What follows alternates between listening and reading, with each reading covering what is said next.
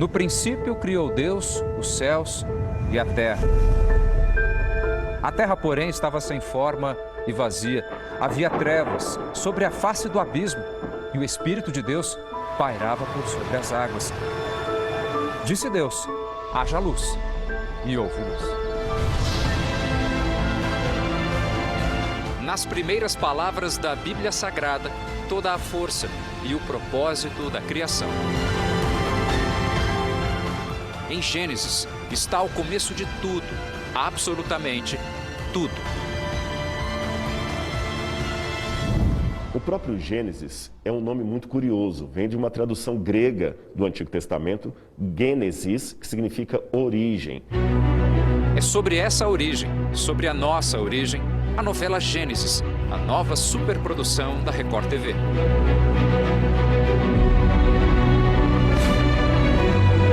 É o maior elenco da história da teledramaturgia brasileira, 250 atores. Minha primeira novela bíblica, fazendo um personagem icônico, nessa novela Gênesis, e fazendo Noé. São histórias verdadeiras que estão na Bíblia.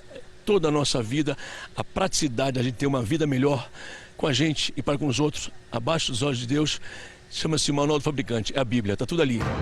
Gênesis está dividida em 7 fases: Éden, Dilúvio, Torre de Babel, Ur dos Caldeus, Abraão, Jacó e José.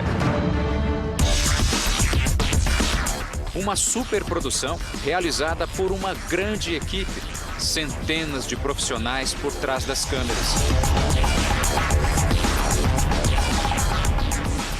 Quando se fala da origem de todas as coisas, tendo como base os textos da Bíblia Sagrada, assim como mostra a novela Gênesis, tem-se como verdade a visão criacionista do mundo. Quem partilha deste princípio sabe que foi Deus o grande Criador.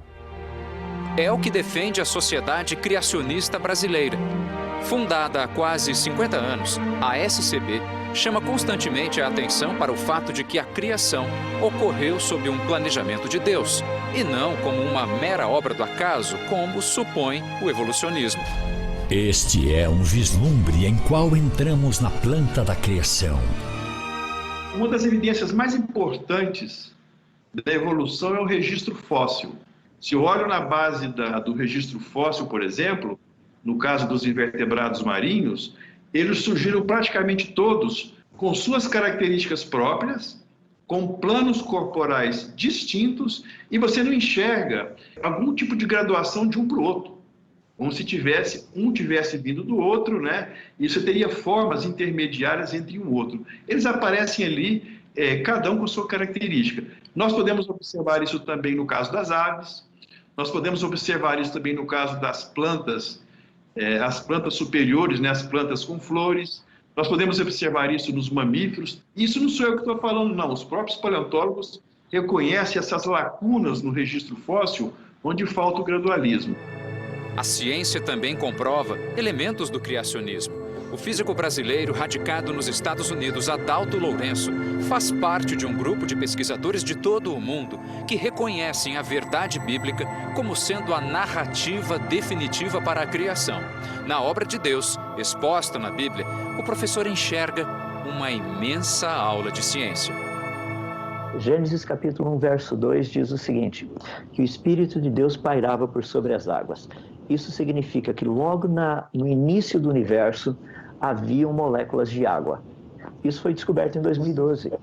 Em corpos celestes, assim, distâncias de mais de 13 bilhões de anos-luz de distância daqui da gente, já haviam moléculas de água. Tecnicamente, não havia tempo suficiente para que essas moléculas se formassem. Então, a ciência não sabe explicar como essas moléculas de água já estavam presentes no início do universo. Elas só sabem dizer que elas estavam lá. Agora, isso é exatamente o que a Bíblia nos afirma. Mesmo assim, a teoria da evolução, que atribui a criação a fatos aleatórios decorrentes de uma grande explosão e sem a presença de Deus, persiste. Antes de chegar ao ser humano, o evolucionismo propõe que a vida teria surgido na água. se desenvolvendo ao longo de milhões de anos e que somos uma espécie da linha dos primatas, assim como os macacos. Então, esse é o conceito de ancestralidade, que é um ponto forte da teoria da evolução. Quando nós vamos para o registro fóssil, nós não encontramos esse conceito de ancestralidade. O exemplo que eu dei foi, por exemplo, na base do registro fóssil, os invertebrados marinhos, né? Eles já surgem já com características definidas, planos corporais definidos, e quando eu olho abaixo deles, eu não encontro os ancestrais. Eu encontro bactérias, eu encontro seres muito simples, mas eu não encontro os ancestrais desses invertebrados que estão na base do registro fóssil. Então nós vemos uma incompatibilidade da teoria com o que nós observamos na natureza. O professor Adalto conta que já foi um evolucionista, até o momento em que constatou por meio da ciência, nada fazia sentido. Qual foi justamente o nó que o senhor conseguiu desatar, que fez com que o senhor tivesse essa convicção? Olha, foram vários. Primeiro porque quando nós estudamos essa parte, perceba que eu, por exemplo, desde o ensino médio, eu fui ensinado apenas a evolução.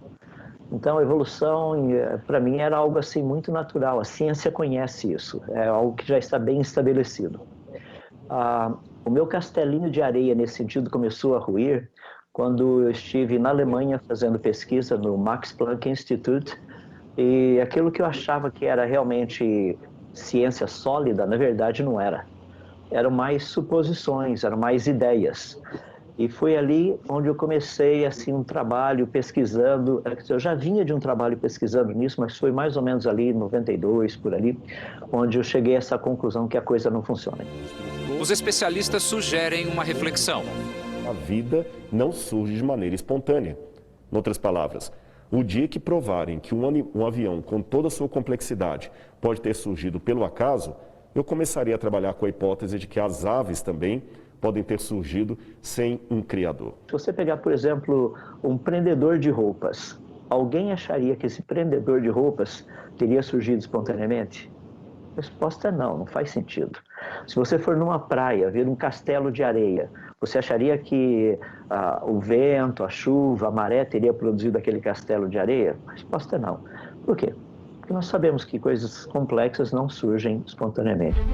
E então, de onde viemos? Por que fomos criados?